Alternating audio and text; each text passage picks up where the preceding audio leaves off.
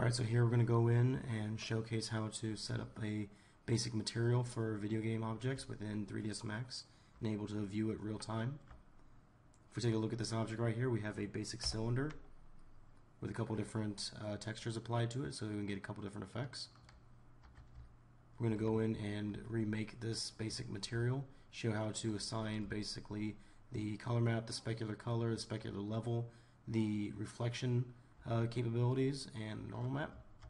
So let's go ahead and start off this with a fresh material.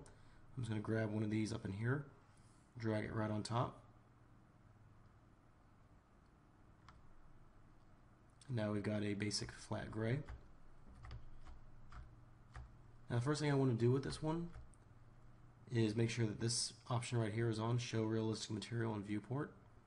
So this means anytime I adjust something in here, I'll see its changes made to this. The first map I want to throw on here is going to be my diffuse color. All I have to do is click on that to be on, choose into here a bitmap,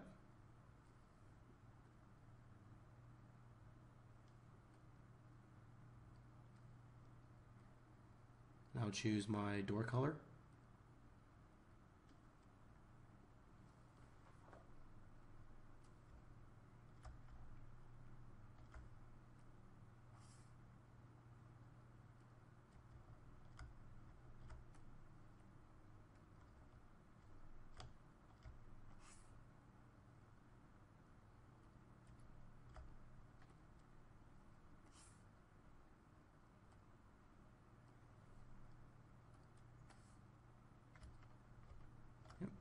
So now we have our basic default diffuse texture going on to this door.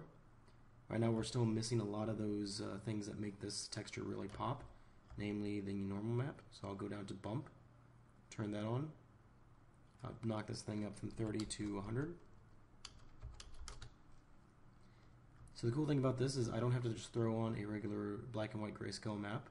When I go into here, I'm going to choose instead a normal bump. This gives me the ability to throw on not only a normal map, but also an additional normal map or an additional height map, black and white grayscale map that will allow me to throw on a little bit of extra grit or noise to go on there.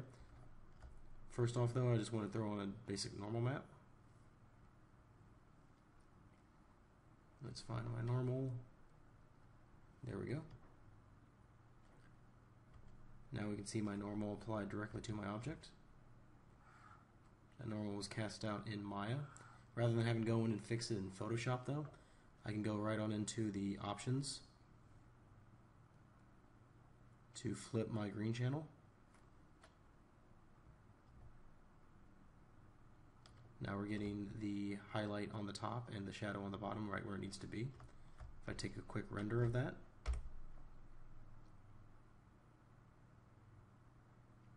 everything is popping out just the way it should be.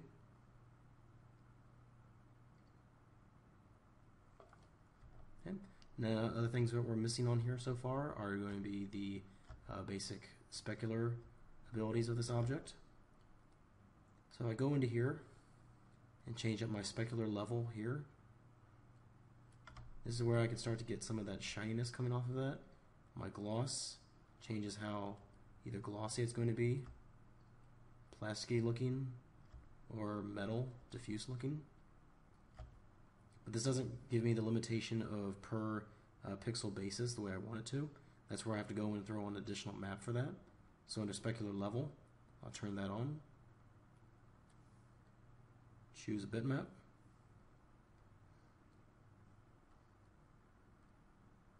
Here's my black and white level map for this.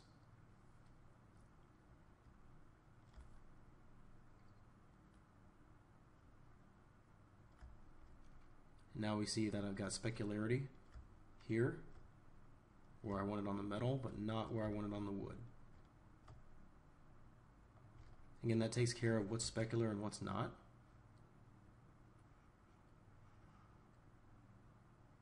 I can try to make further tweaks into here, change my glossiness. I can do that with the map as well, but I can easily slide it through here.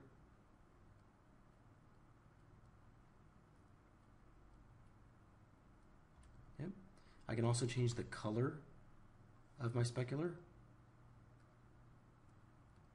by throwing on another map.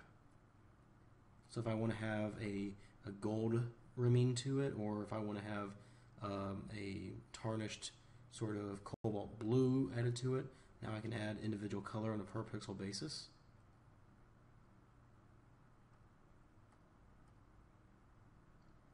So I'll go on and throw in my specular color.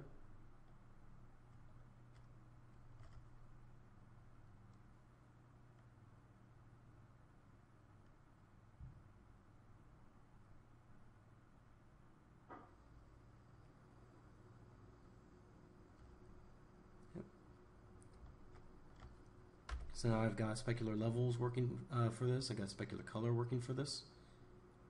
Now what I want to do is go in and add in a little bit of a reflection detail to it.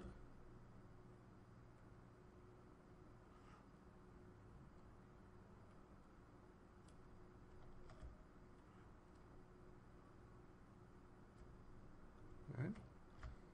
To do that, we will just simply go down to reflection. I can turn that on. Now if I just go in and throw on a reflection map to mask out what I want to be reflected and what I don't, it's going to give me a little bit of a weird situation. Here I've got my reflection alpha. I'll just throw that one on. As soon as this loads up, we're going to start to see reflection on it, but it's going to be a little bit weird.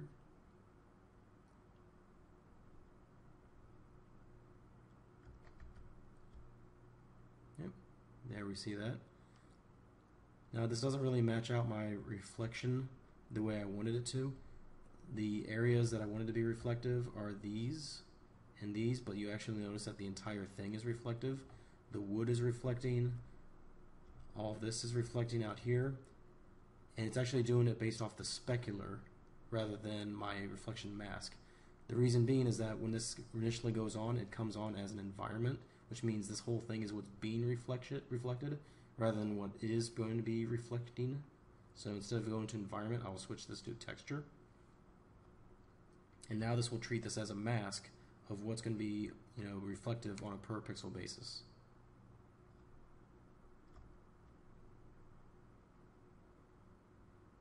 Okay. Only problem is now is that it's chosen what's reflective, and as we can see, it's reflecting back our specular color on these areas that are masked out because it's got nothing else to reflect. The specular color is the only thing that's going in there as sort of lighting information. So if we want to go in and actually add in a real-time reflection, we need to do a little bit something extra. To do that, let's go ahead and move this down really quick. That's just to make a copy of it. I'll clear this out.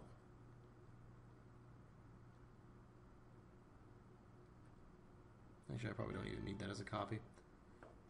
But now I'm going to go in and I'm going to add in a reflect, sorry, not reflect, but a RGB multiply.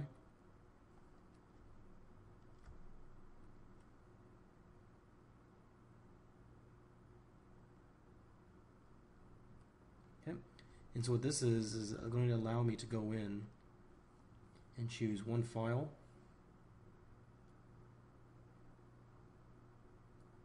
See if I can find that file within here.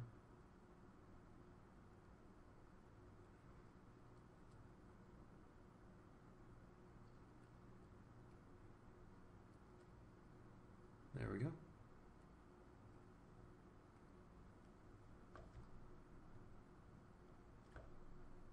Choose that as a texture.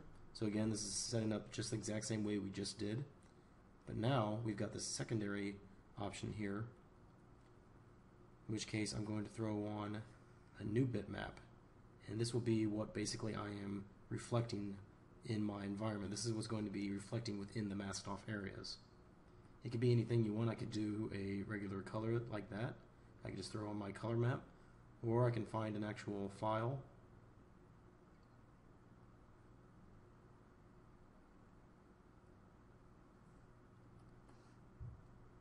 Say I got a city environment here, I can reflect this.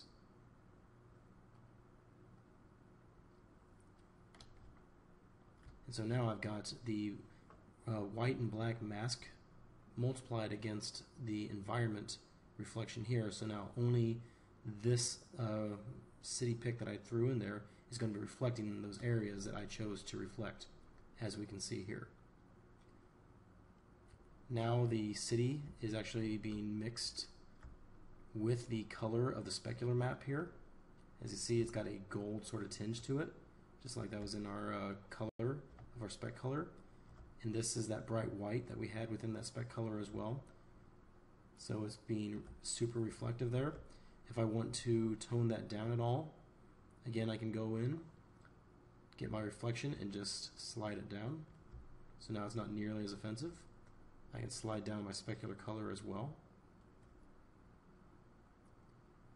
That's given it a bit more of an even reflection to everything.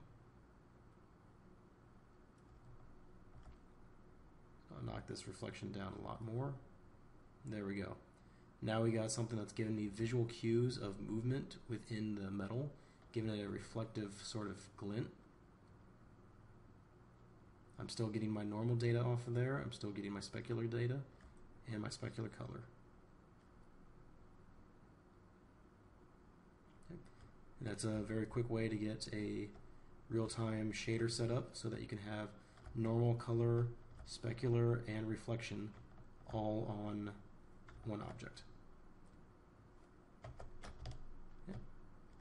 I hope that's been helpful.